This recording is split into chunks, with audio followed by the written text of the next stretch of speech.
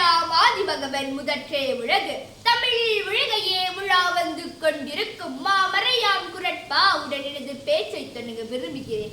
அனைவருக்கும் எனது கண்ணி தமிழ் வணக்கம் உரிதாகட்டும். இன்று எனது உரையின் தலைப்பு தமிழ் மொழியின் பெருமை என்பதாகும். சின்னஞ்சிறு சிறுமிகள் மொழி எனும் மாங்காண்டத்தை பற்றி பேசுவது சிறு அச்சத்தை கொடுக்கும் தான். ஆனால் கேற்றும் என் மீது ஐயம் வேண்டாம். தமிழ் மொழியின் சிறப்பினும் தலைப்பில் எனது முதல் கருத்து இலக்கிய சிறப்பு என்பதாகும். இலக்கிய சிறப்பினை கொண்ட செம்மொழியாம் தமிழ் மொழி என்று இங்கு யாவரும் அறிந்த ஒன்றே. கல் தோன்றி மண் தோன்றா காலத்தை முன் தோன்றிய மூத்த மொழியின் தமிழ் என்பது பாரதியின் கூற்று. அக்கூற்றின் உண்மை என்றளவும் தஞ்சை பெரிய கோவில் போல் அசைக்க முடியாத தன்மையை கொண்டிருக்கிறது.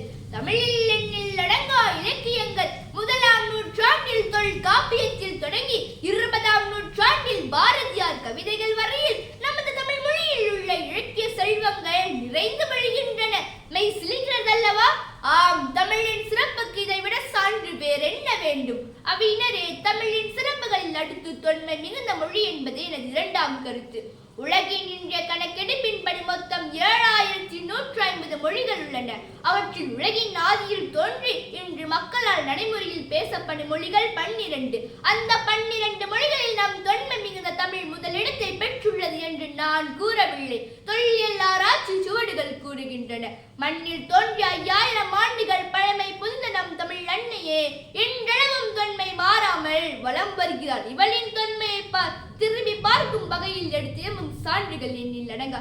இத்தகு பெருமை மிகுந்த மொழியை தாய் மொழியிட கொண்டமைக்கு மார் தட்ட வேண்டுமே தவிர தலை குனிய வேண்டியதில்லை.